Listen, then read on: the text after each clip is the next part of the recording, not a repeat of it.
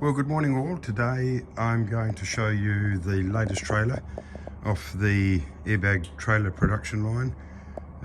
This one here is got all the latest innovation that we've been dreaming about. You can see that it's a wide trailer, so it has to be registered for a specific purpose, and it has to display the standard sized oversight signs that we've got on there. They're 300 by 400, they go in each corner and they line up with the side of the trailer, as you can see. Now we've made these so that they can be lifted out, because there'll be occasions when you want them off to either get your loads off and on, and they simply pull out. I say they simply pull out and drop into the corners. You'll see on the back there we've put some reversing lights, because it's quite a long trailer and at night it's a little bit difficult to see if you're trying to reverse into something.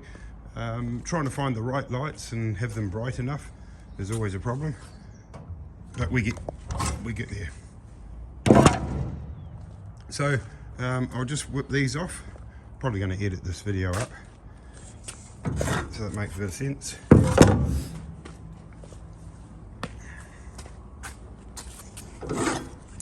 Okay, so there we have her without the signs on. Looks much nicer, but of course you're not allowed to drive down the road without those on. I'll work around from front to rear. We've gone with this new Trojan double fitting, the 1 7/8 fitting for you with those toe bores, and of course the 50mm as well. Double change. Remember that if you put these chains on in the current format, 2 chains, when you connect them to the car, they've got to be crossed over. We've asked everyone involved why they have to be crossed over, and the only explanation we can come up with is that if you cross them over and this toe bore does happen to disconnect or come off, this whole mechanism can drop into the crossed over chains. If you run them parallel, it can fall down and hit the ground. Some customers are still requesting we have this adjustable front end. Most have never used it. We will probably move away from that because it's an extra expense and a bit of mucking around that's not necessary, and we just sit it at the standard 450 height for the toe balls. We've gone with a slightly different front jockey wheel in this occasion. We've got a lock on it so that you can just park the thing. What that's meant is we could do away with the handbrake, as nobody was using it. We've asked everyone involved, and if you move up to the next category of trailer, a handbrake is necessary, but it's not on a light trailer. So, and it was just an unnecessary thing getting in the way. Unusual about this trailer, you can see that we've installed both the air tanks on the outside. It looks pretty cool, and it meant that we could reduce the installation height of the box right down low, so that a low load can be driven right forward, particularly for this customer who loads tractors and it's got the weights over the front wheels. It just looks pretty cool. It's easy to drain the water out of the 2 tanks when you do that occasionally, and of course we've got the spare wheel here. We'll have a look inside the tank box. Here you've got most of our latest installation. We've gone with a heavy duty battery, a better battery. There's a little fitting on here so you can plug a battery charger in. Saying that, we do have the 12-pin fitting, and we can fit 12 or 7, but this one allows us to run a couple of wires up to charge the battery directly off the car. In the box here, that's the master switch. Turns everything on. This is specifically for the compressor, on or off. When the master switch is on, it allows us to use the remote control. I'll show you how that works in a moment. And of course it runs these 2 relays, which is allowing us to fool the system into thinking it's got 6 channels to operate rather than 4. This is the main valve system.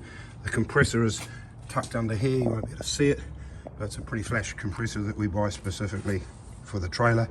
And we've gone with decent quality, crimped only stainless steel hosing right throughout the trailer, from one end into the other. All the wiring and the air control lines run inside the trailer, so there's nothing underneath, there's nothing exposed that can get damaged, and it can't take a bump other than this area here, which you should be careful about. If you can't be careful about that, then you shouldn't have a blooming trailer, in my opinion. So most of the controller is controlled with this remote controller here. I'll just turn it on, which means it's going to be a bit noisy. The controller has one button which goes all up and one button all down. So seeing as the trailer's up, I'll push the down button, and you can see the trailer's lowered itself to the ground and it's evenly lowered. Nice long tail on there, just under 1 meter, and that means you're not going to have any trouble driving a very low car or a low vehicle up onto that trailer. You can see also, even connected to the tow bar, that the trailer's pretty flat, so there's really no angle there. And if we wanted to, there's enough compression left in the airbags that the trailer could go lower if we actually took it off the front tow bar, which is unnecessary. Note, as I'm walking around here, lots of tie down points, really important. Everyone needs tie down points, and you can tie down from pretty much anywhere on the trailer. This is all 8mm, it's going to handle it. We do specifically put one in the middle here, so that if you put one of those big truck tie downs on here, it doesn't move sideways and is unlikely to get caught up in the suspension. So you really want it to be grabbing, oh God, where am I? These points, so that it doesn't slide sideways. Same at the rear, a couple extra points to tie down. The deck is that Trans-Tech 220 non-slip 17 or 19mm. We screw it down directly to the chassis, easy to maintain. I can't say we've ever had a problem with this deck. It comes off very easily if you need to do something, but we've never had to remove one.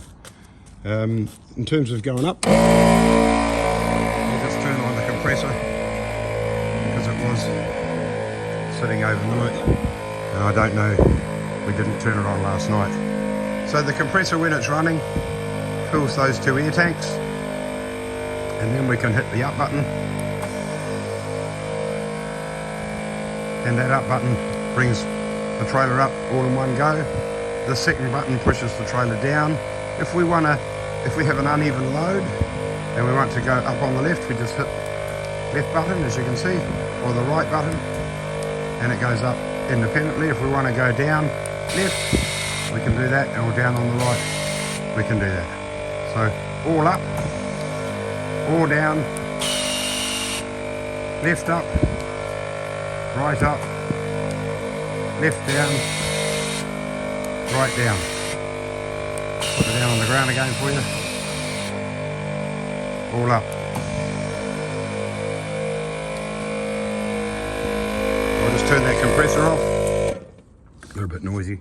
So then that all tucks away inside. Oh, just before I do that, if you happen to lose the remote or the batteries go flat, everything's controlled here manually as well. So these 2 buttons will allow us to lower the trailer.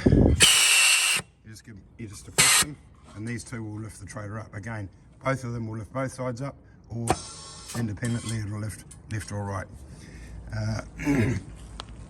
What else can I tell you? This arrangement here is a little bit complex in that we need to run these double pole, double throw relays so that we can intercept the remote control and manage the left and right side independently. We're just building a new box here, and underneath there will be a printed circuit board, and most of the stuff will sit on the printed circuit board. We may sell that as a kit because there are people that want to build their own trailers.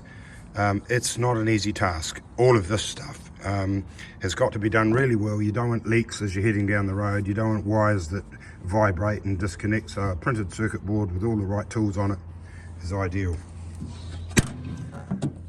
What else can I show you? We run as a standard these elect brake products. We're a distributor for New Zealand. This is a product made in Australia, very popular with caravans, light trailers, and basically it's an electric brake controller. It runs off either an app that sits on your mobile phone from the cab, so no wiring is required, or it comes with a remote control, which again sits in the cab, no wiring required. It's pretty sophisticated. You can set it to apply brake action based on weight and that's adjustable in the cab. As soon as you depress the brake lights in the cab, this thing activates and turns the brakes on. We run front hubs on this trailer because it's light enough, and they're front drum brakes, as you can see. All we've done is remove the handbrake component, and that hole just gets a grommet in it, but it adequately pulls up 3,500 kilos if the trailer was full. You can see on here a shock absorber. The shock absorber is pretty necessary. When the trailer's empty, it's going to be very light, of course, and being an air ride, it will move a little bit, so we've installed these shock absorbers just to make sure it's not bouncing down the road as it follows you. But when the trailer's loaded up, the air pressure in the bag is equalized by the weight, and the trailer sits smooth and it doesn't bounce around in any way. What else can I tell you? It's a pretty slick trailer. There's nothing complicated about using it. As I say, this one is a little wider than usual. It's 2 meters internal, which means it's over 2,500 on the outside, and therefore its warrant of fitness has to comply with over-width trailers, so we must carry the flags. And if you build an over-width trailer and you register it as such, it's built for a specific purpose. You can't just go and put a bag of potatoes on there and truck on down the motorway, because it's not being used for its specific purpose. Now, there are some rules around how you use over-width trailers. They're pretty easy. You could take a one-way load, so long as it's meeting its required purpose. It was designed, this one, to carry over-width loads such as a tractor. The customer can drive that tractor to the site, and if they want to come back without the trailer, they can do that. But it's a one-way thing. You can either go without the load and come back with it, or you can go with the load and come back without it. But what you can't do is put your Mini or your motorbike on here and tear off down the road. You're likely to get pulled over for using a trailer that's specifically designed for over-width, and you're not using it in its right format. Not a lot else I can tell you, really. It's they just work really well. We can't produce enough of them. They do take us a while to put together because they're reasonably complex, particularly around the suspension. We build everything in-house, and we buy what we can from New Zealand. The tanks are made locally by a company up in the North Island called Roadrunner. They do a great job of building the tanks. We wouldn't attempt to do those. We build the front box. The wheels are made locally by a company in Christchurch called Elite Wheels, and they do a great job of building those wheels. If we don't need these very strong wheels that we get made with a particular offset, because the offset has to fit the way we've designed our suspension, then we can buy a mag wheel again with a specific offset to fit on our hubs. I will take you inside and show you some incomplete trailers being built.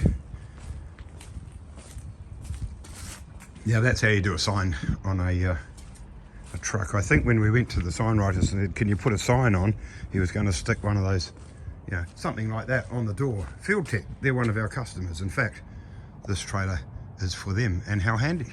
We live over here and they live over there, so I don't have to deliver it very far.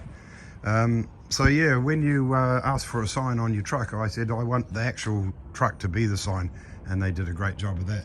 That's done by, again, Signbiz, who are right next door. So our sign company is there, we are there, we have a major customer over here, and plenty of other customers on this particular estate. We'll go in the workshop. I know this is a very long video. I'm going to actually break it up, but for those of you who can bear the pain, you can watch the video. So here's one being built right now. This one is for a customer who wants a particularly wide trailer. This trailer is going to be 2 meters 200 internally, which means that externally it's well over the 2550, and again, it'll need the special markers on it. It's been designed specifically for car recovery, and you can see how we build these things. So 100 by 50 by 3 or 5 mil for the side main longitudinals, depending on what loads are being carried. We generally put tread plate in the front under here, helps us with holding everything in place. All the holes that we require are pre-cut prior to going to galvanizing, and that includes all of the bleed holes that we have to put in there to get the galvanizing to flow through the trailer.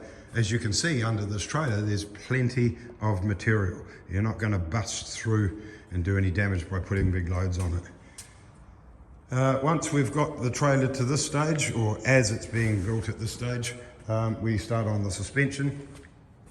The suspension's all cut on our water jet machine over there, and everything's cut very specifically to the drawings for each specific trailer.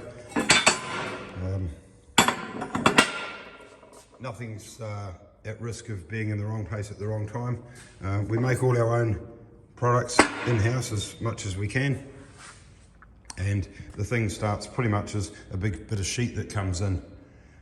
Here's a trailer that hasn't quite made it to the galvanizers yet, and we're just thinking about this one because again it's for a specific purpose, and the customer has specific requirements about where he puts things, how he can get through the deck to work on something perhaps underneath the trailer as he uses it. Well, that's all I'm going to show you today, otherwise you'll all be out there trying to build trailers, won't you? But we are going to think about selling kits, which would be basically this that you see in an entirely knockdown situation, loaded on a pallet with everything that you need to buy. I wish you luck with that. You'll need a big space, as you can see. This is much bigger than your domestic garage at home. You probably need at least twice that floor space, and it's going to be there a wee while. Then you need a good galvanizer, someone that'll take that in and do a good job for you, because it's really difficult to fix poor galvanizing jobs. And then when it comes home, you've got a lot of work to do putting it all together. So that's it. Hope you enjoyed that. Send us lots of questions.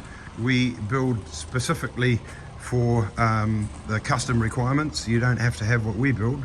We build what we've got here out of experience. We know what works, and anything under 3,500 that you can tow on the road, we can probably build for you. We can build certified trailers if you want to go heavier, but there's a bit more thinking involved. That's it. Have a fun time thinking about your next trailer. Ta-ra!